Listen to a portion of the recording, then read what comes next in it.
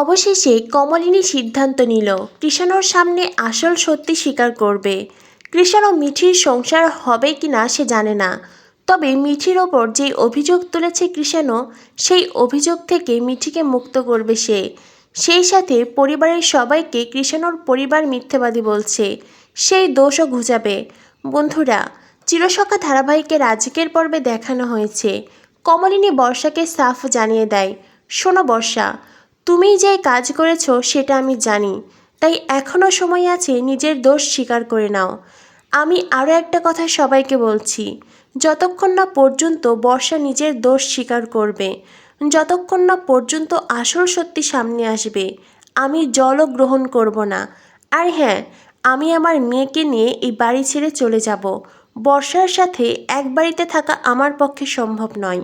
বাড়িটা তোমাদের নতুন কাকুর, তাই তো আমি সেই মানুষটাকে বলতে পারি না যে এই বাড়ি থেকে চলো। তাই তোমরা সবাই এই বাড়িতে থাকো, আমি আমার মেয়েকে নিয়ে এই বাড়ি থেকে চলে যাব। তখনই বড় ঠাম্মি বলে, বৌমা, এটা তুমি কি কথা বলছো? তুমি তোমার বাড়ি ছেড়ে কোথায় যাবে? তুমি এই বাড়িতে না থাকলে আমরা কেউই এই বাড়িতে থাকবো না। কমলিনী বলে, মাসিমণি, এছাড়া আর কী বা করতে পারি আমি? বর্ষা আমার ছেলের বউ, ওকে তার বলতে পারি না যে এই বাড়ি থেকে চলে যাও? আর বর্ষাকে যদি এই বাড়ি থেকে বার করি তো বর্ষা আমার ছেলেকে নিয়ে বেরোবে, আমার ছেলেটাও এই বাড়িতে থাকতে পারবে না। তার থেকে তোমরা সবাই থাকো, আমি বরং এই বাড়িতে থাকবো না। কুর্চি বলে, বৌদি ভাই, এইসব কথা বলো না প্লিজ, এটা কোনো কথা নয়। দেখো, মিঠির জীবনে যে ঘটনা ঘটেছে সত্যি খুব খারাপ, তবে পুরো বিষয়টিই তো মিথ্যে, তাই আসল সত্যি সামনে আসবেই। তুমি এতটা অধৈর্য হও না। অন্যদিকে বুবলাই বলে, মা, বর্ষাকে তোমরা দোষারোপ করছো ঠিক আছে, কিন্তু কোনো কিছু প্রমাণ না পেলে আমিও তো কিছু করতে পারছি না। কমলিনী বলে, তোমার যদি প্রমাণ প্রয়োজন পড়ে তো তুমি নিজে প্রমাণ সংগ্রহ করো, কি করলে সব সত্যি সামনে আসবে তুমি সেইটা করো। তবে হ্যাঁ, কিছু প্রমাণ হোক বা না হোক, আমার বিশ্বাস এই পুরো ঘটনার পিছনে বর্ষা আছে। বর্ষাই এমন জঘন্য কাজ করেছে। বুবলাই তখন বর্ষাকে বলে, বর্ষা, এখনও সময় আছে, এখনও সময় আছে, আসল সত্যি স্বীকার করে নাও। এরপর যদি আসল সত্যি সামনে আসে আর যদি এটা প্রমাণ হয়ে যায় তুমি এই সব কিছু করেছ, সেদিন আর তুমি কোনো কথা বলতে পারবে না, সেদিন আর কোনো কথা বলার সুযোগ পাবে না তুমি। কি হলো, বুঝতে পেরেছ তো? তখনই বর্ষা বলে, রুদ্র, পরিবারের সবাই আমায় এইসব বলছে আর তুমিও আমায় অবিশ্বাস করছো, তুমিও বলছো আমি অপরাধী। তখনই বাবিল বলে, পরিবারের সবাই তার এমনি এমনি বলছে না, তুমি আগে যে ঘটনা ঘটিয়েছ সেই সব ঘটনা বিবেচনা করলে এটাই দাঁড়ায় যে এই ধরনের জঘন্য কাজ তুমিই করতে পারো, তুমি ছাড়া অন্য কেউ করতে পারে না। এটা শুনে বর্ষা বলে, বাবিল, আমার সঙ্গে এই ধরনের কথা বলবে না, আমার সঙ্গে এই ধরনের কথা বলার সাহস পাও কি করে তুমি? তোমার কাছে কি কোনো প্রমাণ আছে? বাবিল বলে, তোমাকে অপরাধী বলতে কোনো প্রমাণের প্রয়োজন নয়, তোমার রেকর্ড দেখলেই সেটা বলা যায়। আর তুমি এর আগে যা অপরাধ করেছ তোমার পক্ষে সব কিছু করাই সম্ভব। বুবলাইয়ের মাথা হেঁট হয়ে যাচ্ছে বর্ষার কারণে। মিঠি তখন বর্ষাকে বলে, বর্ষাদি, কেন করলে এমনটা? কি ভেবেছ আমার জীবনে দুঃখের ঝড় এনে তুমি নিজে ভালো থাকবে? তুমি ভালো থাকতে পারবে না বর্ষাদি। অন্যকে কষ্ট দিয়ে কখনো নিজে ভালো থাকা যায় না, জানো তো বর্ষাদি? তুমি আমার জীবনে অশান্তির ঝড় এনেছ, আমি হয়তো এই ঝড়টা সামলে নিতে পারবো, নিজে কিছু একটা করে নিজের জীবনটা কাটিয়ে দিতে পারবো, কিন্তু এই একই ঘটনা যদি তোমার জীবনে ঘটে, সেদিন কি তুমি পারবে নিজেকে সামলে নিতে? তোমার তো নিজস্ব কোনো জগৎ নেই, তুমি তো অন্যের ওপর নির্ভরশীল, তোমার তো নিজের কোনো ক্ষমতা নেই বেঁচে থাকার। তুমি যেই বাড়িতে থাকছো, যেই বাড়িতে খাচ্ছ, সেই বাড়ির লোকেরই ক্ষতি করলে। কি হতো বর্ষাদি যদি আমি একটু সুখী হতাম? কি হতো যদি আমার মা একটু নিশ্চিন্তে থাকতো? তবে কি তোমার খুব বেশি ক্ষতি হয়ে যেত? তখনই বর্ষা বলে, তোমরা সবাই আমার সঙ্গে এভাবে কথা বলছো, কেউ আমার কথাটা বুঝতে চেষ্টা করছো না। আমি তো বারবার করে বলছি আমি এই কাজ করিনি। মামি, মামি, প্লিজ তুমি কিছু বলো না। তখনই রশ্মি বলে, আহা মিঠি, আমি বুঝতে পারছি তোর মনের ভেতরে অনেক গভীর ক্ষত তৈরি হয়েছে, তোর অনেক যন্ত্রণা হচ্ছে, কষ্ট হচ্ছে, কিন্তু মিঠি তাই বলে তুই এভাবে কোনো প্রমাণ ছাড়া বর্ষাকে তো দোষী বলতে পারিস না। তখনই মিটিল বলে, কেন গো মামি, তোমার বুঝি খুব কষ্ট হচ্ছে? তুমিও ছিলে নাকি এই সব কিছুতে? এটা শুনে রশ্মি বলে, মিটিল, তখনই মিটিল বলে, বিয়ের আগে যখন কথা বলেছি তখনই তো তুমি আমায় বলেছো মামি যে আমার মুখ খুলেছে। সে তো বরাবরই আমার মুখ খোলা, সত্যি কথা বলতে আমার মুখে বাঁধে না।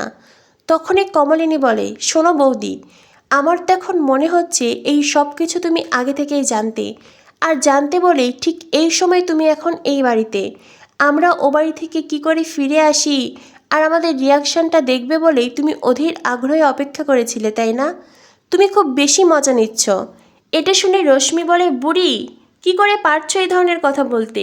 কমলিনী বলে, এখন না পারলে আর কবে পারবো? আমার মেয়েটার জীবন তছনছ করেছো তোমরা, আমার মেয়েটার সংসার ভেঙেছে।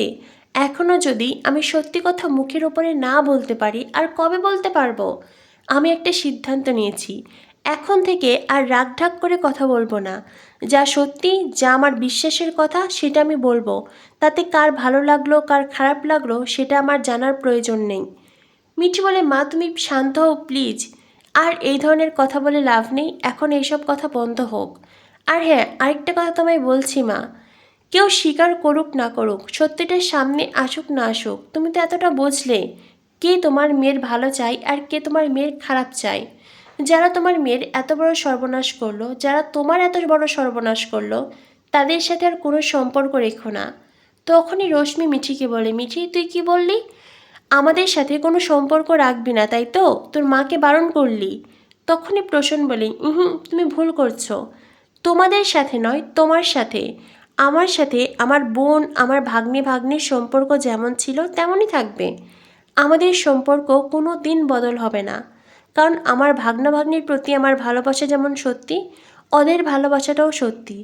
কিন্তু তুমি বারবার এই সংসারের ক্ষতি চেয়েছো, আর এখনও নিজের কথা দ্বারাই বুঝিয়ে দিচ্ছ তুমি এই সংসারটাকে, এই পরিবারের মানুষজনকে ঠিক কী নজরে দেখো। তখন থেকে এতগুলো কথা বললে, কই একবারও তোমার বোনের হয়ে কথা বললে না, আমার ভাগ্নির হয়ে কথা বললে না, তুমি বর্ষার পক্ষে কথা বলছো। তখনই রশ্মি বলে, তুমি কোনো প্রমাণ ছাড়া আমার ওপর অভিযোগ তুলছো, আমাকে কথা শোনাচ্ছ? প্রসন্ন বলে, হ্যাঁ শোনাচ্ছি, কারণ তুমি কাজগুলোই এমন করো।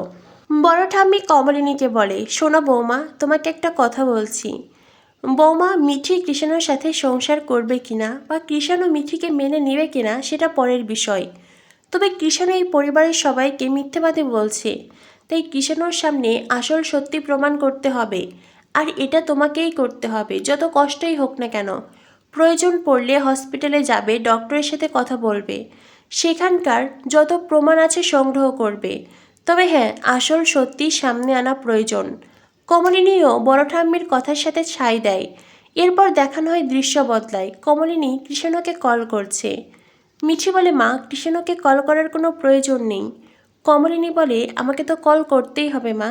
হ্যাঁ এটা ঠিক, তুই হয়তো কৃষাণুর সাথে আর থাকতে চাইছিস না, কিংবা এটাও ঠিক কৃষাণু তোর সঙ্গে আর থাকতে চাইছে না।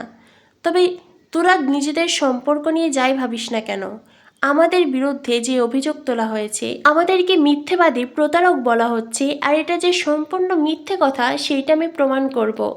কৃষাণুকে আসল সত্যি জানাতেই হবে। এই বলে কমলিনী কৃষাণুকে কল করে। কমলিনী বলে, আমি মিঠির মা বলছি।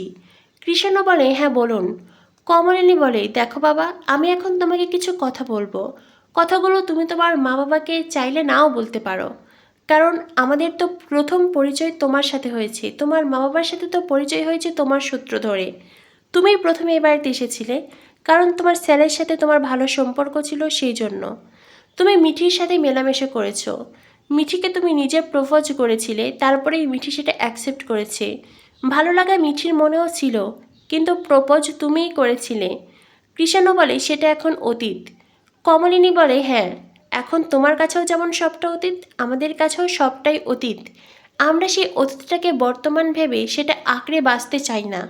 তবে এখানে একটি বিষয় আছে, তুমি বা তোমার পরিবার আমাদের পরিবারকে মিথ্যেবাদী বলছো, কিন্তু এটা যে পুরোটাই মিথ্যে কথা সেইটা আমি প্রমাণ করব। আর এই পুরো বিষয়টাতে তোমাকে আমাদের সাথে থাকতে হবে। কৃষ্ণ বলে, আমি আর কোনো সত্যি জানতে চাই না, আর কোনো কিছু প্রমাণও চাই না। কমলিনী বলে, তুমি চাও কি চাও না সেটা তোমার বিষয়, তবে আমি চাই আসল সত্যি সামনে আসুক। তার মানে এই নয় যে আমি আমার মেয়েকে তোমার ওখানে পাঠাতে চাইছি, বা আমি আমার মেয়েকে তোমার ঘাড়ে গছিয়ে দেব। আমি শুধু এতটুকুই প্রমাণ করতে চাই যে আমরা মিথ্যেবাদী নই, আমরা প্রতারক নই। আর এই পুরো বিষয়টাই তুমি আমাদের সাথে থাকবে। কৃষ্ণ রাজি হয় না, তখন কুর্চি কৃষ্ণর সাথে কথা বলে আর কমলিনী কুর্চি কৃষ্ণকে জোর করে। তো বন্ধুরা বুঝতেই পারছো, এইবার কৃষ্ণকে সাথে নিয়েই এক রাতের মধ্যেই আসল সত্যি সামনে আনবে কমলিনী। আর তারপরেই ফেঁসে যাবে বর্ষা। আসল সত্যি সামনে এলে কৃষ্ণ নিজের ভুল ঠিকই বুঝতে পারবে। তবে বর্ষার কি শাস্তি হয় সেটাই দেখার অপেক্ষা।